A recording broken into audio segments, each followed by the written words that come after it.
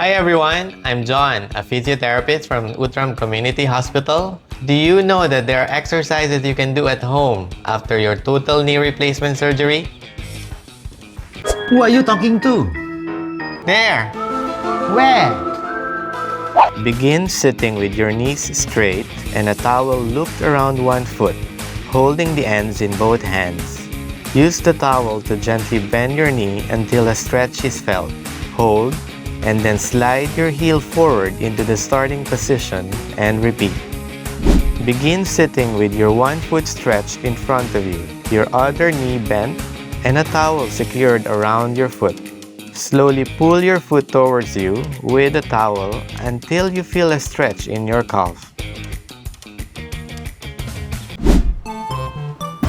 Good morning, Mr. O. Yeah, you scare me. The exercise should be on the operated leg. Yeah, you didn't tell me earlier. Begin by sitting upright with a bolster or large towel roll under the knee or heel of your surgical leg. Tighten the muscles in your thigh, straightening and pressing your knee down towards the bed.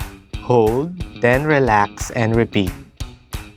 Begin lying on your back on a bed with a towel rolled under your thigh of your surgical leg. Tighten the muscles in your thigh as you lift your foot and straighten your knee. Hold briefly, then slowly lower down to the starting position and repeat. Begin lying on your back on a bed with your surgical leg straight and your other leg bent. Pull your toes toward your body, keeping your knees straight, and slowly lift your surgical leg off the bed until it is close to parallel with your other thigh. Hold briefly, then lower it back down to the starting position and repeat.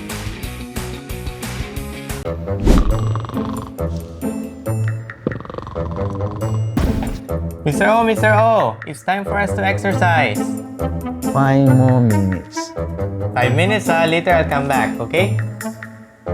A few moments later.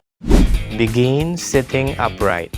Slowly straighten one knee so that your leg is straight out in front of you. Hold, then lower it back to the starting position and repeat. Begin in a starting upright position with your hands resting on a chair in front of you. Slowly raise your heels off the ground. Hold briefly, then lower them back down and repeat. Begin by sitting upright on a chair with your feet slightly wider than your shoulder width apart.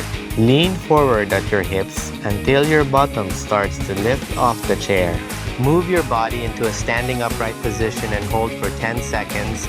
Then reverse the order of your movements to return to the starting position.